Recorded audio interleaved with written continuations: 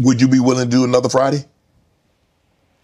Cube already asked me to write it. I was supposed to have been writing it. This is what these guys are mad about. Like,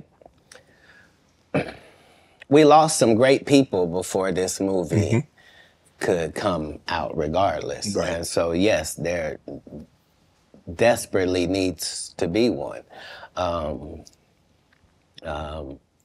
But we miss John Witherspoon in a way that can't really be quantified, if I'm being honest with you.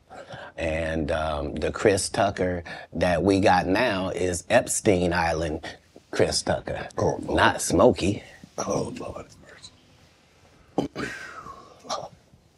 Whew. If I didn't know no better, I'd tell you he's the greatest. I don't care what you say.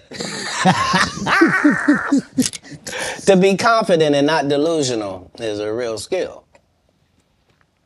Most of these confident people we see is really delusional. Well, you don't think they asked Chris Tucker to come back in the second Friday?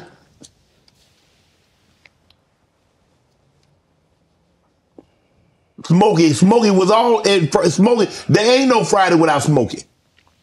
We all agree to that, and there's no next Friday without Friday, and there's no Friday after next without Friday. Nah, we talk about the road because you said that they don't. Here's the thing. Okay. Here's the thing. Chris was allowed to make the decision. At the time that this is happening, Katt Williams is known for smoking weed. Willie Nelson is known for smoking weed. Right. Snoop's known for smoking weed, but none of us is really known except Willie.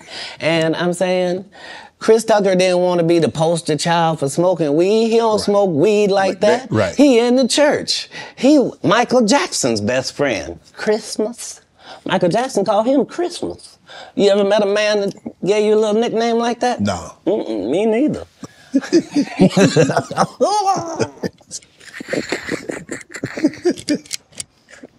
Must be the greatest. Man, I ain't gonna be able to get nobody back. I ain't gonna be able to get no more comedians. They all coming. No, they ain't. Are you kidding? Nah. Hey, I promise you. Good thing I done got all the rest of them. I done got the ones. I promise you, everybody trying to double back. You're gonna be having to beat them off with a stick. You gonna let him? They're coming. Much as. The truth of the matter is, the Money Mike in the original script got raped in the bathroom, and that's what Ricky Smiley was okay with. Katt Williams had to take the risk in front of the studios and the cast and our powers that be in his very first movie and say respectfully, humbly, guys, if we're talking about anything else, I have no credibility and I have no pull. But we're talking about comedy, right, where I have all the credibility and all the pull. The problem with Friday After Next is we're trying to make a classic comedy. And this comedy involves a rape. And rape is never funny, no matter who it happens to or what the circumstances are. If you would allow me to allow us to do this movie without a black man getting raped in it, I promise you that it will be twice as funny as it would be with him getting raped. So considering that's the real story, why would you bring up that story? 35 members of the cast and crew have never brought up that Ricky Smiley was going to play Money Mike. No one ever saw me put on a Santa Claus suit. We got a wardrobe department. They made a Santa Claus suit for me. Why that wasn't in the bloopers? Why? And here's the other thing. Everything that Money Mike said, Katt Williams wrote. So what Ricky Smiley say on his? You can't say my lines, I wrote them. That's how I already know that I'm going to be funnier than you. What he told everybody was, Katt Williams, don't nobody know who he is. I'm on the radio. I'm with Steve and Said. Everybody know me. That's what he told everybody that would listen to on the set. That's the truth of the matter. He was so egregious, not now, then. He was so egregious that, and Hollywood has never heard this in 100 years. He was so egregious, I put in my contract that I won't work with Ricky Smiley again unless he's in a dress. Now, what was Ricky Smiley's next movie? Was it First Sunday? Did he wear a dress in it? You bet he did. It's in my contract. Why would you put that in your contract, Katt? That's where he's a believable actor. Him and Tyler Perry can't play a man to save their life. They play good women, and I believe that the best actor should be in the best role. So that's why, because when we released that clip and he said that, you responded because he said he was supposed to play Money Mike and you were supposed to play Santa Claus. An outright lie. So that he knows is a lie. So why would he say it? Because he's a liar. Nobody knows why liars lie. Terry Crews also said that you guys had a lot of conversation, that this was your opportunity and you needed to seize this moment. Terry had the benefit of having been in some very high-profile situations already and took L's. Mm-hmm. Like, he had been in the league, you know what I mean? He had done pro wrestling. He had done a lot of things. He had been televised in some things that hadn't worked. Right. And this was just fortuitous for him. And now you know what nobody has ever said in the whole industry in 20 years about, you know, the whole Money Mike not getting raped in the bathroom. Right. So I understood going in that there's no reason. I lost for a 5-year period, every single movie that Kevin Hart did was a movie that had been on my desk, that all I had said was, just, can we take some of this step and fetch it shit out? And then I can do it. Like, it don't need to be overtly homosexual, because I'm not homosexual, right? It doesn't need that to be funny, right? Mm-hmm. And me saying that and them going, oh yeah, no problem. And then going to give it to this other guy and having him do it just like it was. And acting like I'm a bad person because I keep standing on my standard. But, yeah, it's interesting, but I wouldn't change it for the world. What's up, YouTube? You already know what it is. Your boy, The Real DJ Show. Make sure you like, subscribe, and comment. So this right here, this interview right here is on the Shay Shay Room with Shannon Sharp, Katt Williams. In this episode, he talks about Chris Tucker. You know, he talks about Ice Cube. He talks about Terry Crews. He talks about Ricky Smiley. So in this episode, you know, one of the things he mentioned on was Chris Tucker. Now, everybody knows in the 90s, everybody was like, man, they need a Friday too, because everybody loved the first Friday. So they was like, man, Chris Tucker got to be in the next one.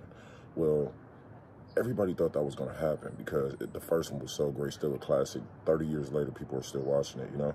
I remember watching it as a kid and still watching it as an adult. But one thing problem was about that was his name was Smokey. So when he came with Smokey, you know, Smokey had the character of being a poster child of smoking weed. Now, Chris Tucker said, yo, I didn't want to be the poster child of smoking weed no more. I think he also said, that's one of the things he said. He said, I didn't want to be the poster child of smoking weed and, you know, I go to church. Like, that's not really my forte. Like, you know what I mean? And if he did, at that time, he changed his ways. And I guess when he changed his ways, he was like, yo, like, nah, you got to give me something else or I'm not doing it. And everybody knew that was a rumor around the hood. But I understand him from his perspective. If that was Chris Tucker's at this situation, if you was an actor, upcoming star, what would you take personally? Would you take the money or would you take the religion? You know? Ask yourself, would you sell out for something you don't believe in? You know? So I believe Chris Tucker and his perspective, he did what he was done was right, you know? He done what anybody that with morals would do. You know? He really like stood up for what he believed in and didn't take, you know, what was offered, you know. Instead, he made rush hours, made more money, you know. So in his favor, it worked out. So like I said, I understand him. He in church, he's smoking weed on camera. You know, a lot of people don't understand it's just acting. So some people gonna look at it as, hey, he's a hypocrite, you know. So tell me what y'all think about in the comments. And I also remember he said that a lot of people on Friday said that Ice Cube didn't pay him enough. I mean, Ice Cube is just a rapper trying to make something happen. You gotta understand that first off. And in the 90s, I don't know if he was even paid that much, but he probably didn't know Friday was gonna do what it was gonna do, especially it being his first movie. But everybody loved it and drew to it because it was so relatable. Like, niggas getting shot over weed all the time. 50 bucks, money. Niggas get shot for less. To have Big Worm and everybody in there, that was actually genius. Now, another thing, okay, in this scene, another thing that Katt Williams had touched on, he said that Ice Cube made a scene in Friday after next, where he was supposed to get raped in the scene.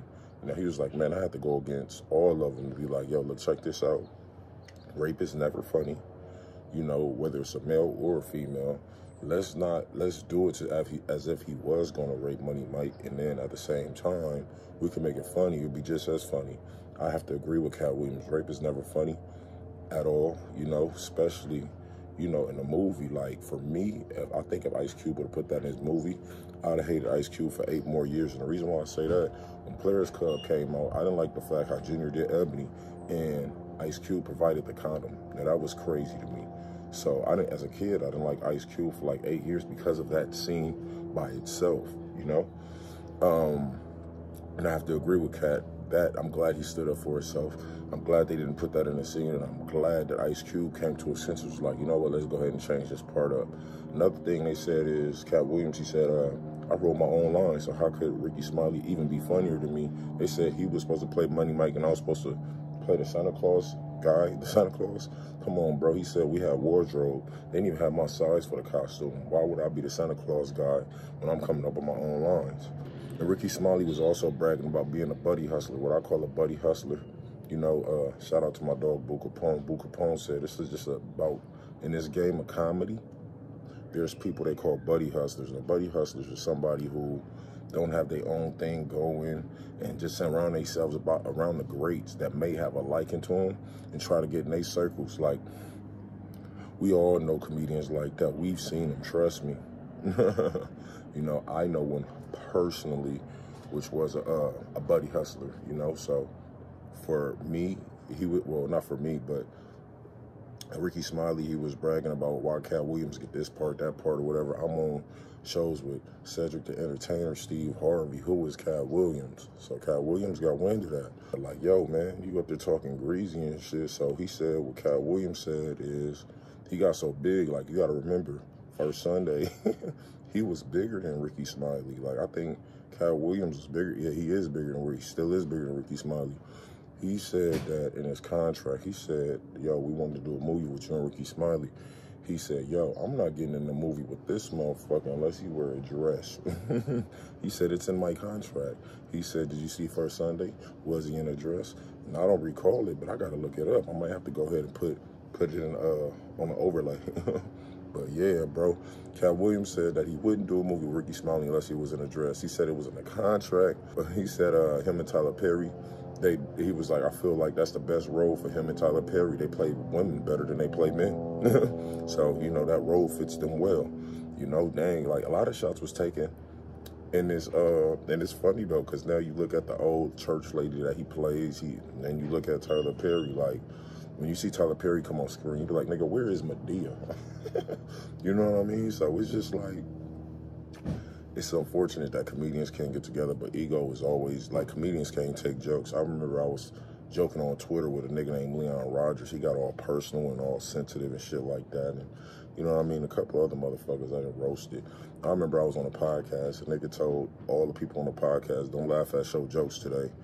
Nigga, like, who says shit like that? Like, who don't laugh at shows jokes because I'm too hot? Like, nigga, who, like a weird-ass nigga would only do that? Like, bro.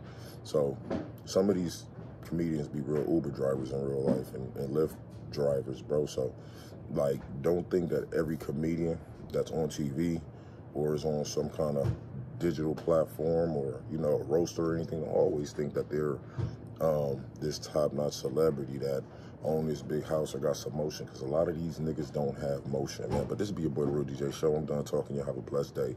Make sure y'all like, comment, and subscribe to this show. Love y'all. Peace.